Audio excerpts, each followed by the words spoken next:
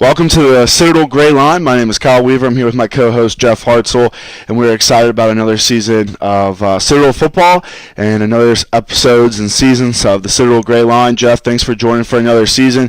For those who don't know, Jeff's been a part of every single episode, and there's been tons of episodes. This is only my second season with Citadel GrayLine. It's been 12 years, I think. 12 years, yeah. So that is crazy. And last year we had a big accomplishment of doing, was it 200 shows? 200th episode. Yeah, 200 shows in a row, or as a company. So it's exciting. But we're excited. We have a big rivalry game coming right off the bat for the Citadel. So we're excited to talk about that.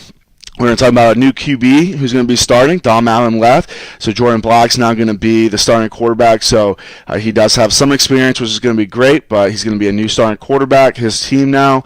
We're going to talk about some transfers and how that's going to affect the Citadel this season. And then we're going to talk a little bit about Wofford and just what to expect from the Citadel this year. I was at the Meet the Bulldogs this Saturday for a little bit, and just from talking to some guys that I played with, they think they're ready. They think they're going to win, and they're excited for this season. So I'm definitely excited to be able to follow them this season and watch and see what happens this Saturday against Wofford. So we're going to take a quick little break, and then we'll be back talking more about Citadel football. Thanks for joining, guys.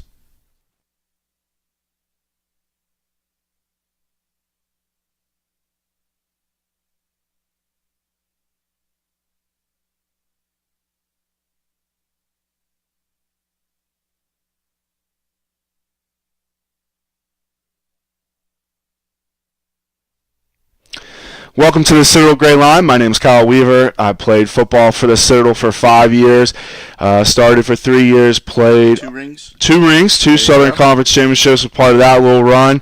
I actually forgot them for our little display today, but those are two of my finest moments. And I'm here with Jeff Hartsell, who one of the best sports writers in the state, multiple years. So always fun to read his articles, and he makes it easy to keep up with Citadel sports. So Jeff, let's talk a little bit about camp. We're hitting into the first game of the season. Camp is definitely one of the the big things that everybody's focusing on right now, and it's a little different this year than it has been in the past. No two-a-days, a different team this year. So let's just talk. What happened at camp this year? Well, as you mentioned, two-a-days went away last year, and this year they had to give the guys one day off every week, which is a little bit different, which made it very important to squeeze every minute you could out of camp. That was Brent Thompson's message this year. So I think it's a very hungry Citadel football team. A lot of these guys were on your teams that tasted victory, 2 championships in a row, and then last year was a big disappointment. Right. 5-6 is not a terrible record, but from where they had been, it was a big disappointment. So I think this team is very hungry to get the Citadel back where they think the Bulldogs belong in contention for a Southern Conference title. Yeah. I know that two-a-day thing is just, something that it's crazy to think about. Those 2 days were such productive days for us. So I know these guys were probably more in the weight room than we were when I was there, all that. But, those 2 days, an article you talked to Tyler Davis about it, and he was saying, those 2 days, the first practice, you come out, you think it's hot, you get tired, and then the second practice, you come out there, it's even hotter, and it's just kind of about surviving. And that's definitely something, if you follow Coach D and a great job he does, he talks about the heat a lot, and he talks about the heat doesn't affect us, it affects who we play, and those two-a-days definitely played a role in us getting used to the heat. So I think it's the way college football and college sports is going. There's more awareness of player safety, more awareness of the wear and tear it takes on the body. So recovery is a big emphasis these days, and getting the guys ready to be at max potential for each practice instead of maybe staggering around just trying to get through it, Right. So you can look at it two ways. I know even some players might miss two-a-days. Two-a-days is a big football tradition, going back to high school days and college. And Brent Thompson was talking about he remembers 3-a-days. So yeah, Coach Boyd definitely never let us forget about that. But that's the way college sports is going, and I think it's for the better. Right. The more awareness of what's happening to players' bodies and their heads, the better. Right. So this day off, is it actually a day off? And what do the players get to do on their days off? It's a day off from practice, but it's not a day off from football. Okay, yeah. Obviously, they're in the weight room, they're in the training room, they're in the meeting room. Just another day of camp. They're just not out on the field in pads and helmets. Wow. So, yeah. Yeah, I mean, so that's definitely – so these guys are still going 7 days a week. Mm-hmm. They're just not having the physical contact on that day off. Right. That's crazy. So, overall, what is Coach Thompson's feedback about camp and how it went? And is he happy? Is he disappointed? Well, I've yet to meet a coach who's disappointed with how camp went. It's like recruiting, right? Yeah. They always have a good recruiting class, always have a good camp. But, I think it went as well as could be expected. They did have some injuries, a few nicks and bumps through camp. There'll be at least one offensive lineman out for the Wofford game due to injuries suffered in camp, but no major injuries that I know of. So they should be pretty close to full speed. And like I said, I think he thinks these guys are really hungry. And having that Wofford game to open with has really gave them something to focus on. Because that Wofford, as Coach Thompson said yesterday, that's become the rivalry for the Citadel, at least for what happens on the field. I don't know how the fans feel about it, but for the quality of games and the closeness of games, this Wofford game has really been terrific over the last 5 years or so. Yeah, we talked about it a little bit last year, me and you did, about who I view as our biggest rival. And it kind of is a generation thing with Citadel grads. It's, if you ask, Charlie Baker and those guys, they're going to say Furman pretty much all the way. And those guys had the rivalry kind of like we did now. And so now, if I had it, honestly, I don't view Furman as like, I view them as one of the guys that we definitely want to beat. But I would much rather beat Wofford. And that's probably because we've had such a difficulty beating Wofford in the past. And, so this is a great opportunity for the Citadel, and we'll talk about this later, but if they can win this game, talk about a momentum builder of, hey, we just beat a team that we've only beat one time in the last, decades, over the last decades. Citadel's 2-3 over the last 5 games against Wofford. But the key is the winner of the Citadel-Wofford game has won the conference championship the last 3 regular season meetings. And also last year, Wofford opened with Furman, a very similar situation for the Terriers. They won 24-23, and at the end of the year, they were 1 game ahead of Furman for the SoCon championship. So, this is a huge game, a huge way to open the season. So let's talk about what Coach Thompson and the coaches focused on this year for camp. Did they have some things like, get the offensive line tougher or build the secondary, which I know you wrote about how they're young. Were there anything like that, or was it just a build-all-around team? I think the main thing was get back to Citadel football, get back to being tough-minded and running that option at full speed. The offensive line was a big question mark last year with 2 freshmen starting. Those guys are back, so the unit returns intact, and that's key, especially for a triple option team to have experience on the offensive line. Of course, they've been looking forward to that all off season, to having a veteran unit, and of course John Cole is out, the right guard for the first game, so Harry Easler will take his place. But that was a big emphasis, finding a B-back that can produce like Tyler Renew did. And Tyler was a great player. That's a big shoes to fill. They did not have that last year. They had Brandon Rainey, who they moved from quarterback to fullback. Now back to quarterback. He did the best he could, but that was not his natural position. Right. So Lorenzo Ward is going to be the starter, but there's a couple of freshmen, Clay Harris, and I'm going to have to look up his name here. Emeka Nwanze is a true freshman, 3-star running back who pretty highly recruited. Had some big school offers that must have fallen through, and he wound up at the Citadel. And Coach Thompson has been raving about Clay Harris and Emeka and what they can do. So I'm not sure how early we'll see those guys. I think we'll see Clay Harris maybe against Wofford, but Lorenzo Ward will be the starter.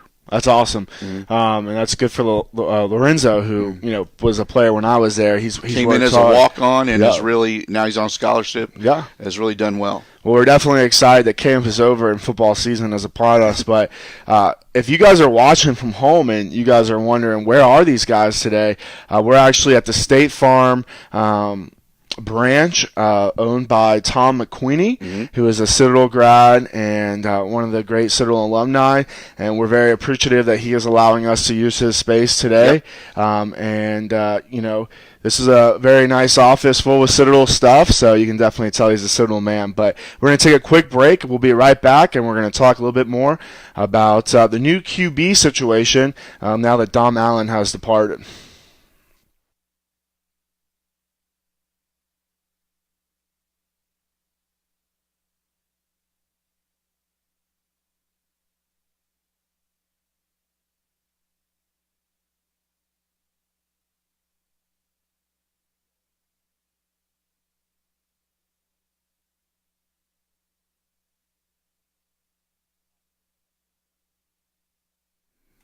Welcome back to the Citadel GrayLine.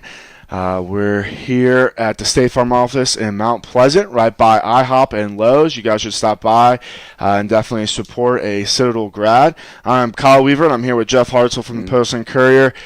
Jeff, one of the things that even last year in a season that got away from Citadel football, one of the staples last year was having quarterback Dom Allen leading the offense and leading the team. A guy who was part of both SoCon championship teams and leading that.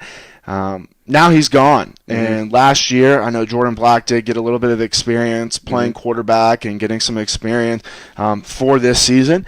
But let's talk about what Jordan Black did in camp, what his expectations are this year, and what Citadel fans can expect to see when they line up against Wofford on Saturday. Well, first of all, I want to mention that Dom Allen will be in the TV booth for the ESPN Plus broadcasts of Citadel football this year. That's awesome. So I'm looking forward to seeing what Dom has to say about some of the third down calls and stuff like that. Yeah. We were joking with Coach Thompson about that the other day, and he said Dom will probably be out to get me. That's right. So, but no, they have a great relationship. And Jordan Black, as you mentioned, has been a big part of the second SoCon championship. You recall, Dom was actually suspended for that season opener. Right. And Jordan started at Mercer and brought the Bulldogs back for a come-from-behind victory.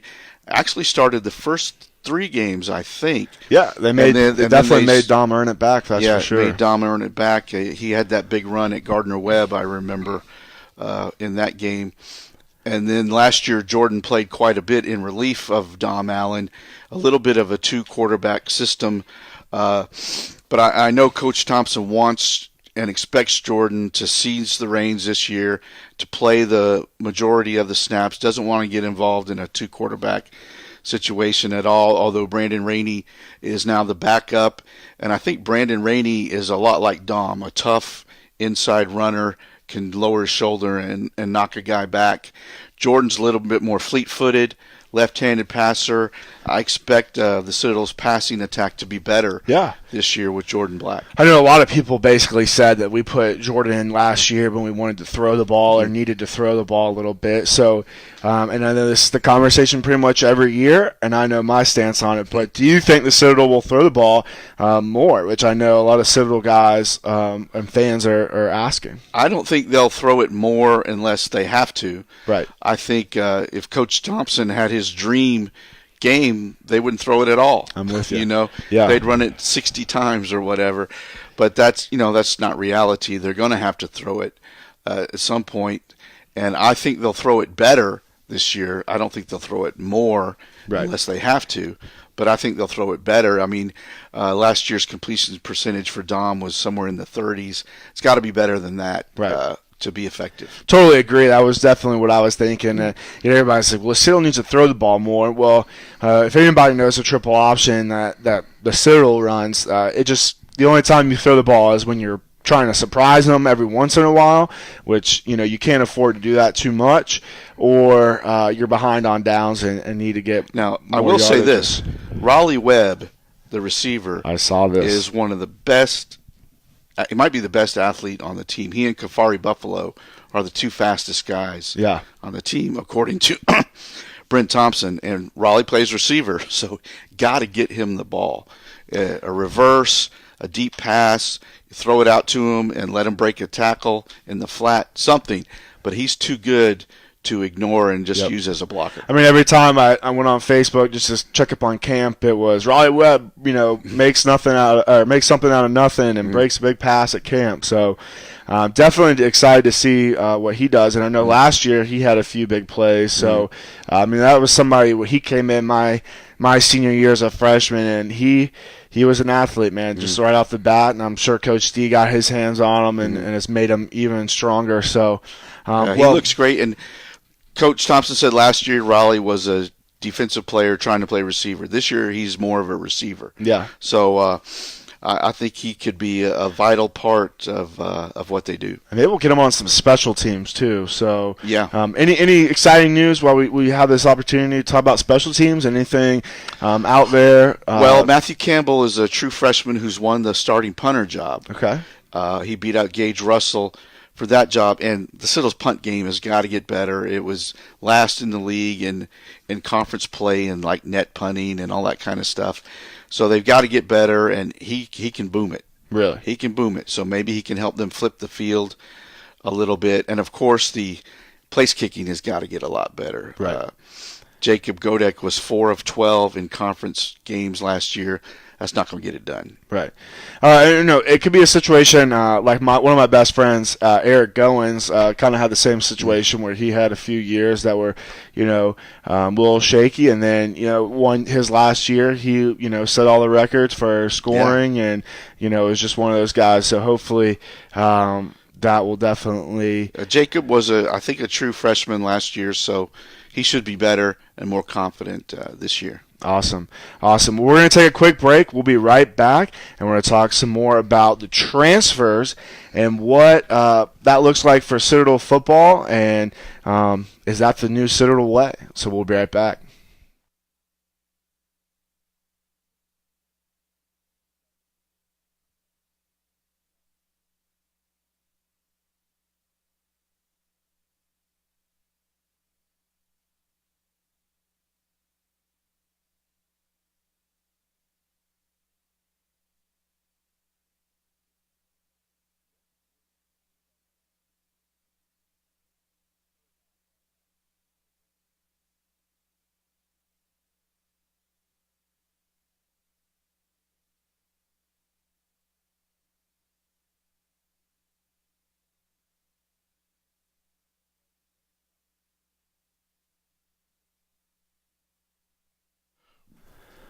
Well, welcome back to the Citadel GrayLine for our next little segment here. We're going to talk about the transfers that are going to play a huge role in this year's team. When I was a player, my first few years, we really didn't have transfers. And then we had Mario Cooper, who is still playing professional football up in Canada, and he was a big help to our team. And then now we have 4 transfers. Am I correct on that? 4 transfers, grad student transfers. These are kids who have graduated from their original college, have a 5th year of eligibility, and we're looking for somewhere else to play and maybe study for their master's degree in whatever field. Right. So they have 4 of those guys. They're not in the Corps of Cadets. They live off campus, but they've been in most of the summer working out right alongside the rest of the team. And they're all on defense. We have Sean McCord, a defensive tackle from St. Francis, which is another FCS school. They actually were in the playoffs at the same time one of your teams was. Okay. So, and will these guys be starting? Can you just go ahead? Well, none of them are listed as starters, but I think they'll all be in the rotation. Okay. Especially Sean McCord. He's really done well in camp. He's in the interior of the defensive line, so he'll be in the rotation. Then they have Isaac Stewart from Louisville, 6'2", about 250, linebacker, great size. He actually had 50 tackles in 2 seasons at Louisville. So he played at Louisville, made 10 tackles in a game against Florida State one time when they beat Florida State. So he's got potential. He came in a little later, so I think he's a little further behind the curve than Sean McCord, but he'll be in the rotation at linebacker. And Coach said, especially against a team like Wofford that's going to be running the ball so much. And then we have a couple of defensive backs, Cliff Barrett from Lenore-Rhine and Ron Peterkin from Georgia State. And Ron, I have to correct myself, Ron is listed as a starter at one of the safeties. Okay. So and a young secondary. So secondary is very thin, very young. So Ron is obviously a experienced player, and he'll be alongside Aaron Spann at those safety spots.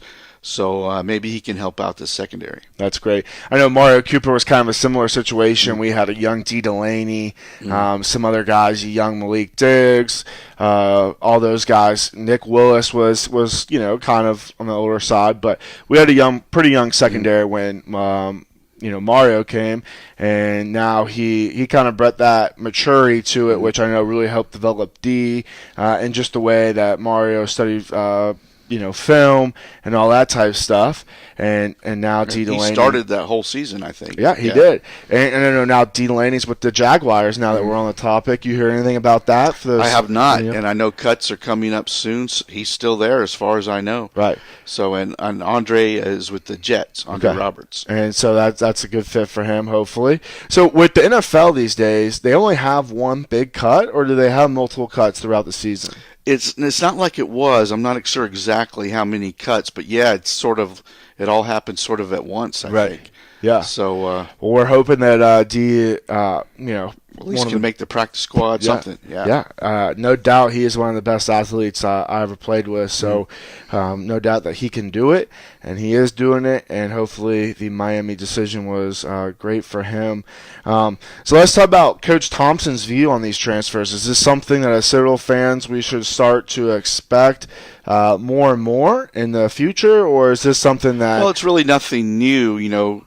Way back to when Ellis Johnson was coach, he brought in Willie Simmons from Clemson and Jeff Klein from Auburn to play quarterback on his teams. So it's happened over the years. Coach Kevin Higgins, his own son Tim, was a grad student transfer from Florida who was a walk-on at Florida. He came in here and actually played pretty well as kind of a slot back receiver for Coach Higgins. So it's happened over the years. 4 at once is a pretty big number. Yeah. And I know Coach wants to be careful about that because you have guys who sweated through the core, right, sweated through the team, trying to earn their spot, and you bring in a transfer that might move ahead of them. So that might be one reason they're not listed as starters right now, but I think they'll play. But I think they had a need this year. A couple of the last 2 recruiting classes, they've had some significant losses from those guys. So they had a need this year on defense, and they did their best they could to fill it. And that's one way that the Citadel is able to compete on the transfer market, right? They can't take underclassmen transfers for the most part, unless the guy wants to come in and be a knob in his sophomore or junior year, which is pretty rare, I think. So the basketball team has a couple of grad student transfers this year. The football team has 4. And that's just one way the Citadel, with the graduate schools that it has, the quality graduate schools, that's one way they can compete. It's like VMI. VMI has no graduate schools, so they can't take guys like this. And even if those guys just want to do a 5th year, they have to slow down their academics and postpone basically graduation. They have to be a 5th year cadet too. So that's definitely a negative to where, when I was playing, I sped up my graduation, was graduated in 3.5 years, then started my master's, and I think it was way more beneficial for me doing it that way. And if I was at VMI, that wouldn't have happened, and I wouldn't have been able to play my 5th year. So, and you can speak to, was there any resentment that you could see? Your coach, you're on offensive line, and Mario Cooper's a defensive back. So you don't spend a whole lot of time together. Yeah, we didn't really spend a whole lot of time together, but overall, I think there was no resentment at all. I mean, Mario Cooper is still to this day one of the most like guys that I work with, Dondre Copeland and some, Nick Willis and those guys who got really close with him, they still talk to him, still talk about him.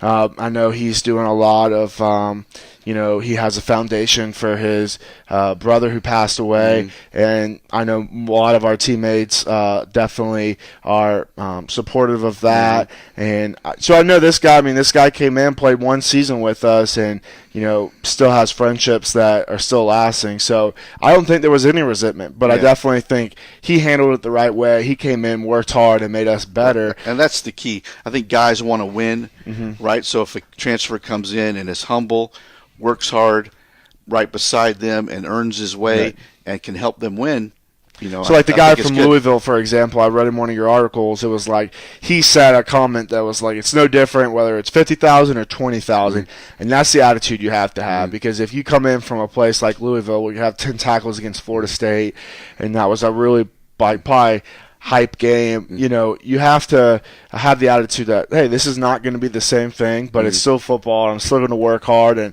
I'm not better than these guys just because I played at these levels. Exactly. A lot of our starters could find playing time at these schools, maybe not be starters, but find a little bit of playing time here and there. So that's definitely was encouraging. When I read that one comment, I said, well, he seems like he has a good attitude about coming in and, working hard with the rest of the guys. And I know Coach D and the coaching staff, they're not going to let somebody just come in and ruin the culture that they work so hard for. So it is very interesting. East Tennessee State, they just started up their program a few years ago. They've had a kid who's been a 3-year starter since his freshman year at quarterback. Well, this year they brought in a grad student transfer from, I think, Temple, and that kid is going to start at quarterback ahead. And that's the kind of situation you got to be a little careful how you handle that. I mean, if you're trying to pick a spot where you want to go, is that type of coach you want to play for, who will just replace you in a heartbeat. Right. So that's definitely. Well, let's talk about real quick the new athletic director situation. There was a national search, and then from my understanding, we actually picked somebody in house to lead our Yeah, they had a national search. They hired a search firm, paid had to be a good amount of money to this search firm to come up with about 100 candidates from all across the country, and then he ended up picking Mike Capaccio, who was working for the Citadel Foundation, raising money as a athletic development officer, something like that, raising money for athletics through the Citadel Foundation. And as I understand it, some of the powers that be asked Mike to put his name in for the athletic director job, and he made it through the various cuts and wound up being the choice of the committee and of the new president who will be incoming. So, Mike Capaccio is the new Citadel athletic director. He was the athletic director at UNC Wilmington, and had worked at, he's a graduate of Drake, I think, and has worked at various other schools and got his start in athletics sort of as a basketball coach. Okay. So I have not met Mike since he was hired, but I should be meeting him next week, and I'm looking forward to my first interview with him. So what can we expect? I know the stadium is up in the air. What other big decisions does he have to make as the new athletic director? Well, I'll break a little news right here. A story I'm writing today is they're going to push back the renovation of the east side another year, at least another year. They're going to go ahead and replace the turf after this season with artificial turf. So no more grass. No more grass at Johnson Haygood. It'll be artificial turf, and the turf will be ready for the 2019 season.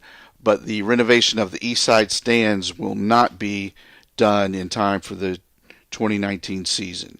They're going to have to push that back another year to get fundraising in place and go through all the state hoops they have to jump through.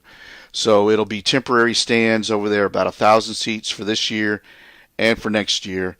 And then maybe by 2020, they'll have the renovated seats with 3,000 permanent seats over there. So that's condos and business buildings. There'll be an office building behind the seats at some point. That won't be by 2020, but hopefully the permanent seating will be in place. by 2020, maybe. Cool. Well, that's awesome. That's exciting news that we're getting turf. Personally, I like the grass, but I know I the think grass turf in the long run is easier and less expensive to maintain, is what they say. for sure. And it's just the way that everybody's going. And it's a little disappointing on the stands, but I know that they're going to do it right. So it's better to wait another year and get it right the first time. So that's exciting. We're going to take a quick little break.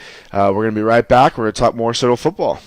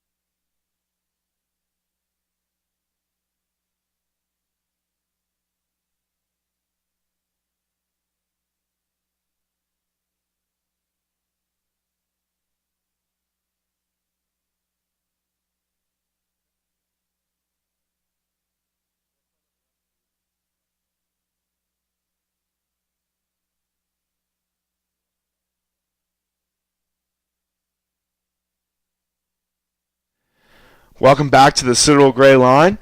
We're going to talk a little bit about some freshmen who are coming onto the team this year, fresh out of high school, and are potentially going to start this year. So why don't you tell us a little bit about what you've heard and seen from camp and who we can expect to see this Saturday at Wofford?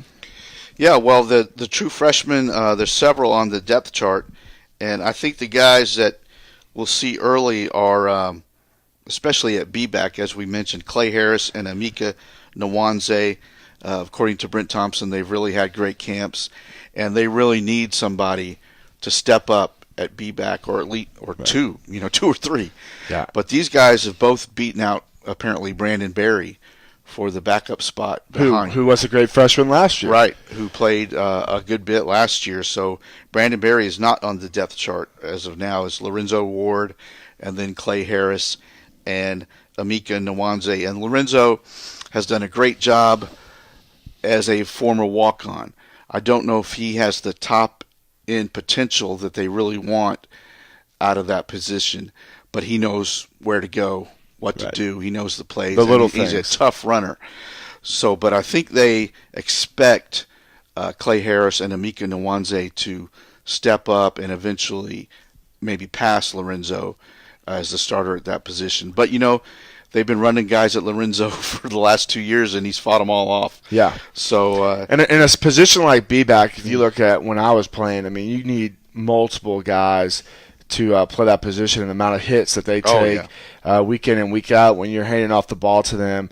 How many carries do they get? I mean, you look at stats more than I did, but, 30 plus. Tyler had 40-something in one game, didn't he? Yeah. I mean, so you look at a position like at that. At least 20 if you have a bell cow B-back, at least 20. Right. Yeah. And we had Tyler Renew, we had Isaiah Smith, we had Evan McField, and those guys all rotated in and out. I mean, there was times where Tyler wasn't our starter. And then, so that's a position where a lot of people can see playing time. Yep. If you look at, like, the offensive line, it was week in, week out, the same thing, less of an injury happened. But the B-back position is whoever's hot, whoever has a good week of practice, and whatever game plan we have for that week. So that's definitely a good position to have some depth in.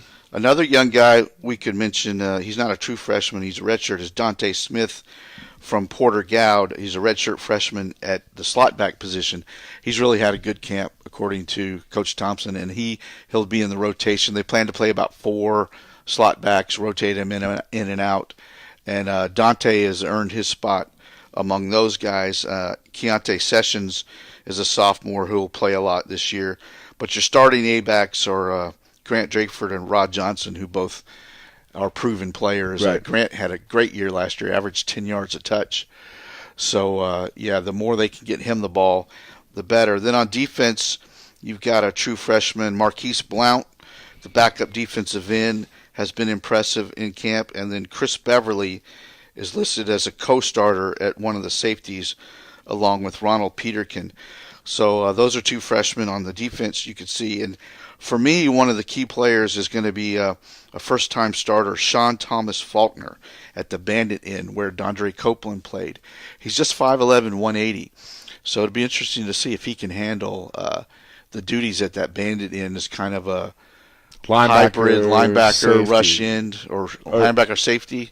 I think we had probably two. know I think better we than had me. like a You Joe have a cat Crochet linebacker who was Russell like Hubbs, right, and you have the Bandit Inn who was Dondre Copeland. So I think Dondre was more like a mix between a linebacker and a safety, Right. and then Joe, so the cat position was more of the linebacker to rush in type deal. Talking about Joe Crochet, he's actually coming out with a book. I know we talked a little bit about it last year. I was just up in Atlanta with him last weekend. So he's coming out with a book. He's excited for it. We all are excited for it. And he's coming out with that, I think, homecoming week. So hopefully we'll have him on one of the shows to talk a little bit about his book.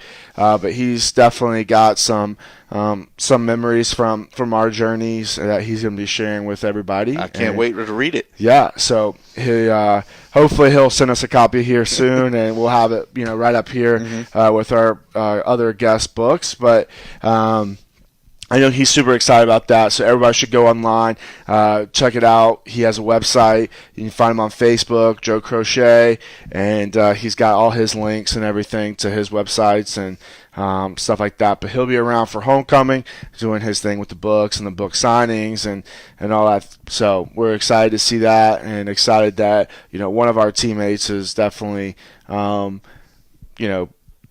writing down our memories, so we won't ever forget. Should have some good stories to tell. Yeah. So, all right, we're going to take a quick little break. We're going to come back one more time. We're just going to, talk a little bit about Wofford, what the matchup with the Citadel looks like, and then we're going to talk about what the rest of the league looks like and what we can expect just going through conference play this year. So we'll be right back.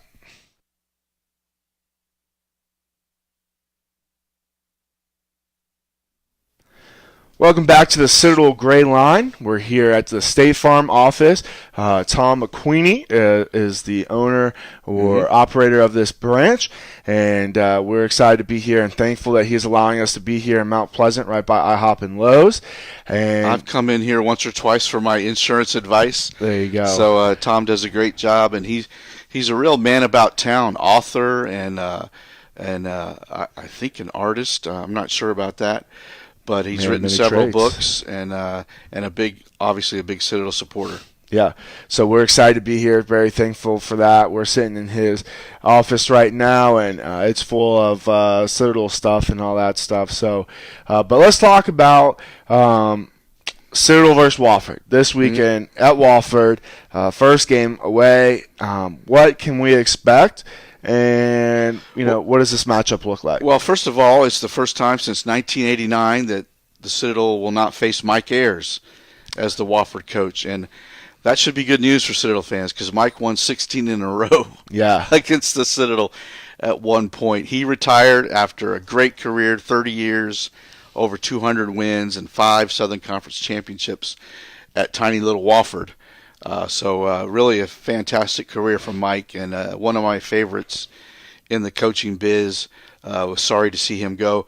He's been replaced by Josh Conklin, who was the defensive coordinator at Pitt before he got the job at Wofford, and was actually a Citadel assistant in like 2010, 2011, somewhere in there. Was defensive coordinator and defensive backs coach at the Citadel for a couple of seasons. So Josh knows his way around the SoCon. He didn't go to Wofford or he has never coached there before, but he was the choice to replace Mike Ayers, and obviously has huge shoes to fill. But the man behind the Terrier offense, Wade Lang, offensive coordinator Wade Lang, is still at Wofford. He was thought to be the heir apparent for many years to Mike Ayers, but they went another way. But he remained on staff as the offensive coordinator, so that triple option offense will not be changing very much. I know Conklin wants them to throw the ball a little bit more, but I don't think the base offense is going to change very much. It's been working for years and years. Conklin, as I said, was a defensive coordinator, so maybe more of his initial impact will come on defense. We'll have to see. But Wofford remains one of the favorites in the SoCon, as they usually are. They have a new quarterback this year, Joe Newman.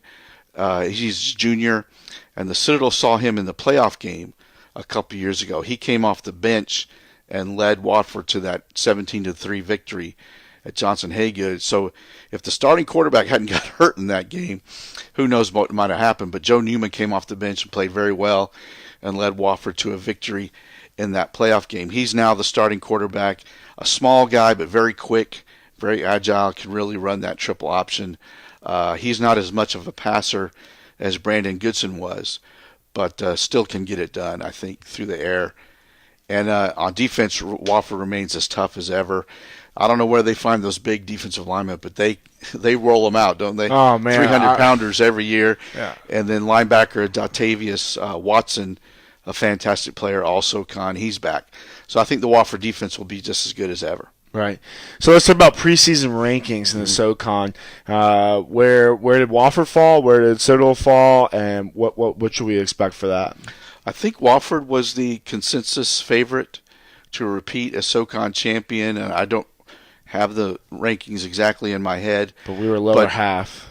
Citadel was picked 7th in coaches and media poll, and you had I'm sorry, Sanford is the consensus pick. Okay. Coaches and media. Then like Wofford, Furman, and I'm missing one other. I got you. Favorite. But I think Sanford, Wofford, and Furman are generally thought to be the top 3 in the SoCon. Chattanooga is back with their second year under Coach Tom Arth. He had to suspend their quarterback for the season, so I think they have a question there.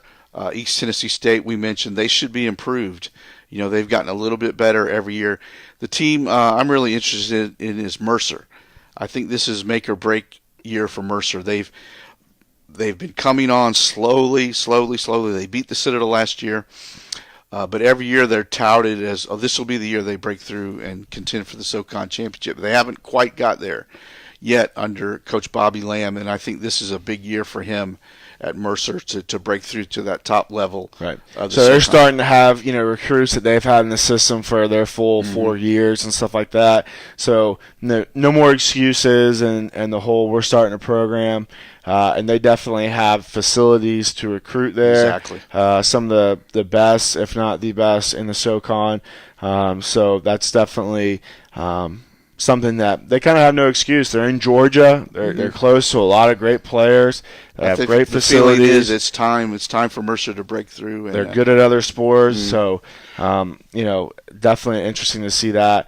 But I'll tell you this, from hanging out with the guys for an hour at Meet the Bulldogs on Saturday, they think they're better than 7th. So they're excited to go out there and be able to prove themselves and just kind of show them that they're not 7th. I remember, when we won the first SoCon championship, we might have been ranked, 7th preseason. So that's exactly right. I mean, these rankings mean nothing. At this level, it is very tough to gauge recruiting classes as well as development of players because, these are the guys who, aren't on the scout, polls or ESPN polls, so it's tough to tell. So definitely excited to see that. Well, I know these.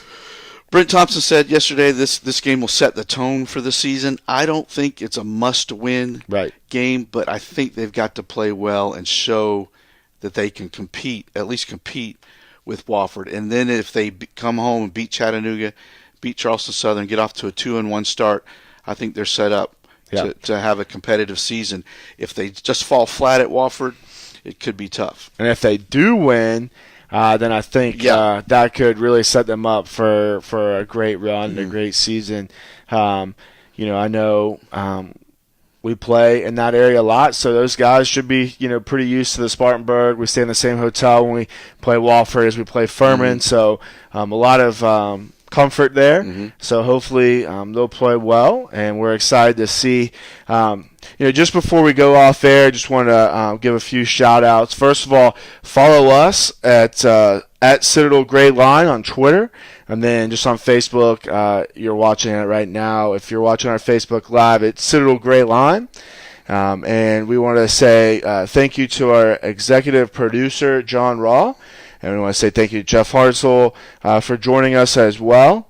And we also want to say thank you to our flagship radio station, which is WOHM FM 96.3 here in Charleston, for putting us on the radio here in the area. And you can also find us on iTunes if you would like to hear this episode or other episodes from the past.